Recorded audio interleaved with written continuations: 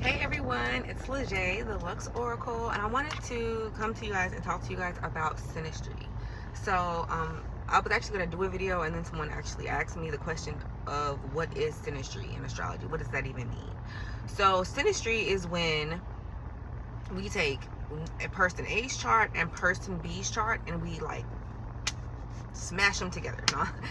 We lay them, basically do an overlay of the charts, and we see where the planets aspect one another. And when we say aspect in astrology, what that means is that we look at what geometric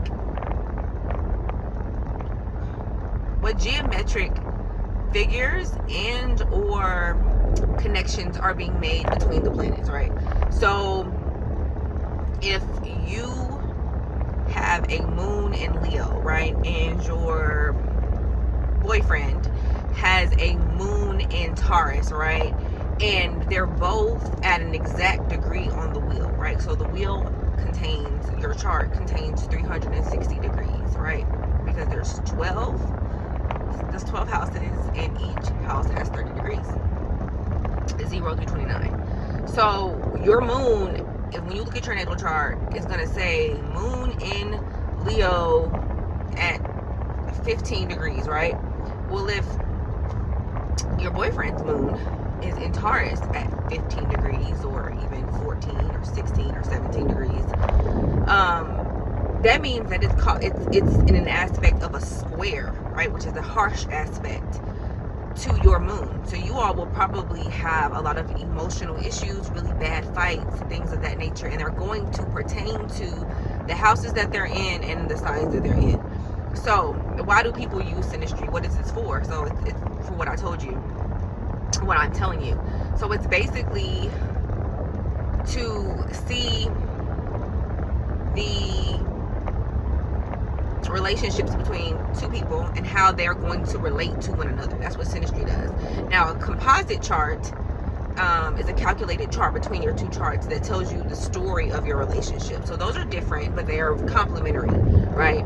You want to know if somebody's moon squares your moon. You want to know if their Mercury is opposite your Mercury, or even if it's trine or sextile. You want to know these things because it will tell you how easy or how challenging this relationship is going to be. So it's very common in Indian culture for them to use astrology to actually matchmake.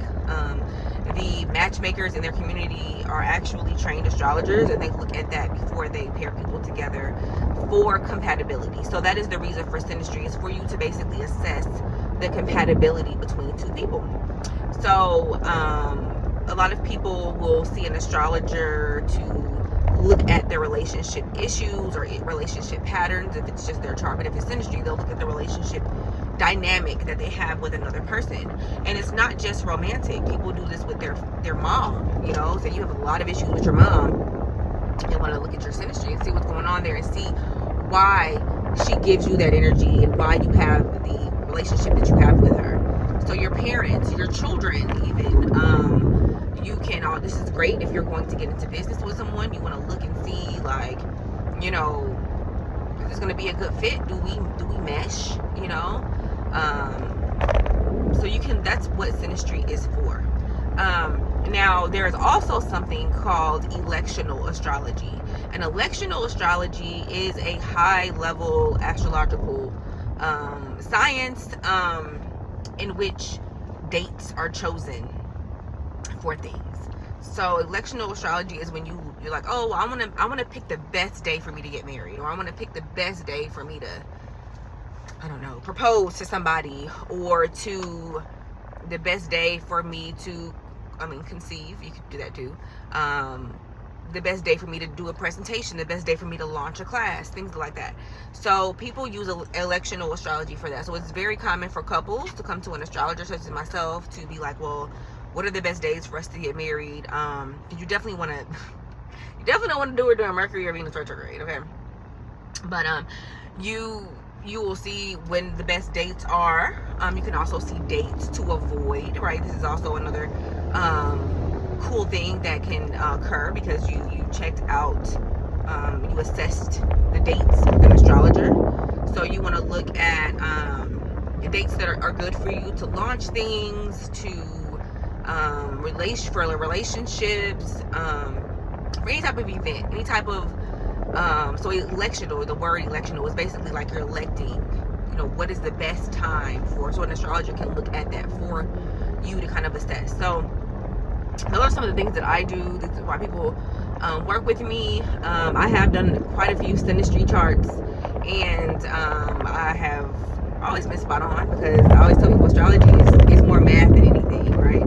You know, I do have an intuitive gift, but astrology is more math than anything. And so, you know, the chart says what it says. You know, I can't really massage out or create a new answer based on the data that I'm looking at. Like, if I'm seeing that, you know, I see sun, you know, trine sun, that's what I see.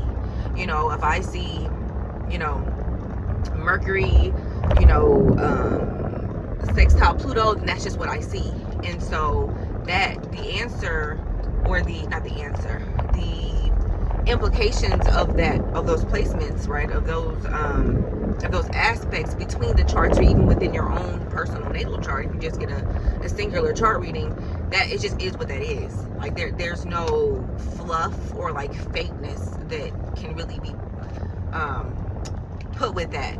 Astrologers who are kind of unseasoned, I find that they will be more vague than anything, because they don't really know how to fine tune the details, right? Because the degrees do matter. Whether it's 20 degrees, your moon's at 20 degrees, or your moon is at 3 degrees, there's a difference in energy due to that. So it's all different. You know, somebody with, you know, 6 or 7 degrees of, you know, a Venus in Sagittarius is going to have a different experience than somebody who has Venus at 29 degrees Sagittarius, right? And the house also matters. So this is why astrology is so intricate, and it's so detailed, and it's so some people consider it complicated, right? Because I mean, it can be, you know, it takes a lot of time to learn it.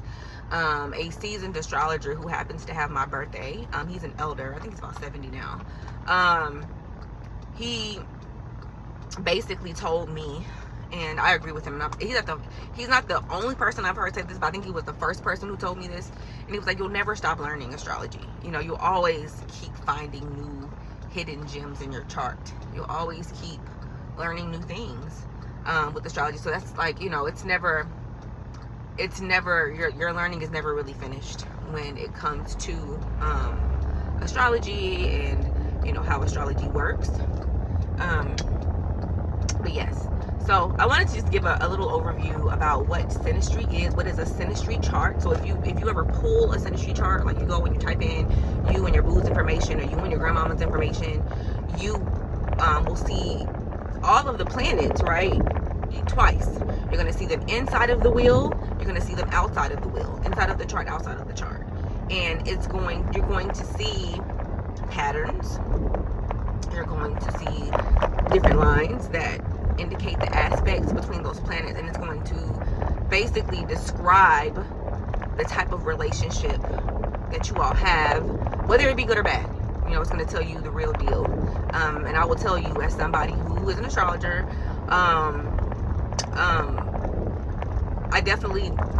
I've never had a Synastry situation that did not do what the chart showed me it was going to do. Whether I want it to be delusional or not, that's, you know, it is what it is. But it's a very, very, very critical tool. And you know, when you know it, you can do, you know, this is why, you know, in my Pure Vixen playbook, I tell you, you know, if you know how to work a man's Lilith placement, you can do a lot of stuff. If you know how to work a man's Juno placement, you know, you can do a lot of stuff, right? And those are asteroids, but which is another layer of astrology, right? But if I know, so for instance, I'm gonna tell y'all a little story before I go. I'm on my way somewhere. So I met someone, and they were very excited. They don't know astrology, right? Actually, yeah. Anyways, that's another story. They don't know astrology, but they were into the esoteric. And the person, I asked them what their sun sign was, and instead of just telling me, they sent me their natal chart, right? And so I'll go look at their natal chart,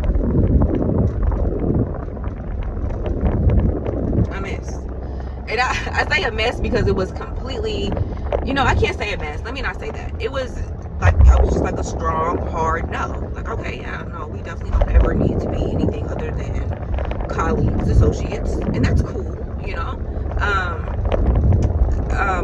So it was definitely a very sharp no. The person had their Saturn in the same sign,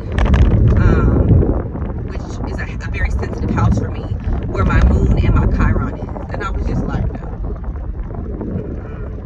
I'm good with that. That sounds like abuse, and it sounds like somebody who thinks that they're my dad, and so I will strongly, I'm so cool on that. So yeah, that's how it's helped me. It helps me when I meet people in that way. But some people, use it to prepare for marriage, to see where the issues are. And there's no perfect synastry chart, guys. Let me be clear on that too. There's no perfect synastry chart. If y'all ain't got no squares in there, if y'all ain't got no oppositions, that's weird. Okay, that's very weird, and it's not normal. You're supposed to have some type of tension within the relationship of some kind. Y'all just can't know. There's some stuff that I would say is a big fat no, or this is going to be really tough. I don't know how you're going to get through it unless you're a no-limit soldier. But most of these things there is a remedy. There's a remedy for, I would say, everything in astrology.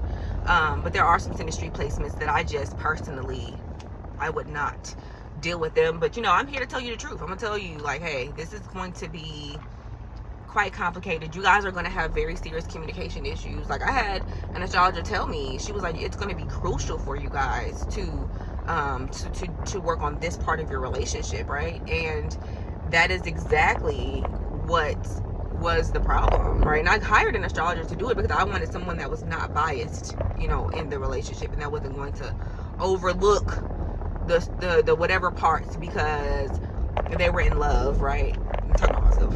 So I wanted to be, and that's what I do, because I know me. So, I'm never, afraid of trusted wisdom. And so, yeah, when I saw that Saturn situation, it was a no. And I mean, that person that I dated, it was just something I had to learn. It was just a lesson I had to just learn, like, sis, this really ain't it. So I would definitely never go down that path again of having the aspects that I had with that person. I know what they were. I would not be repeating that pattern. But yeah, I definitely learned a lot, and I pay attention to synastry now. I definitely do. I pay attention. If you can't get that birth time, you need to get you an astrologer that understands delineation, because there's always a way to get the correct birth time. There's always a way to get the correct birth time. That's why I wasn't listening to all those people that were saying whatever about Beyonce or her chart, because it really wasn't making sense. Now, I didn't know what her ascendant was. I wasn't 100% sure, but I hadn't went, and I never did a delineation on Beyonce. So I'm not going to say that I was unable to uncover it. I never did the work to do that. But yeah. So anyways, that's my little astrology chat and chill. Y'all riding with me in the car, riding around and getting it. But thank you guys for hanging out with me today. I definitely will have my my website in the description box if you want to work with me, if you want me to look up your boo's chart, if you want me to look up you and your toxic whomever's chart, and really get to the root of the dysfunction, or how you can improve, or how you can continue to thrive in a union with someone, whether that be familial, business, or romantic, or if you're preparing to get married and you want to get the right dates. And I am officiating weddings now, so that is a new boss move that I have decided to do with my ministerial license. So excited about that. But yeah, it's a beautiful day outside, and I'm outside. So I'm gonna see y'all next time, and thank you for riding with me in the car and learning about synastry. All right, peace. Y'all have a good rest of your beautiful, blissful Thursday. Bye.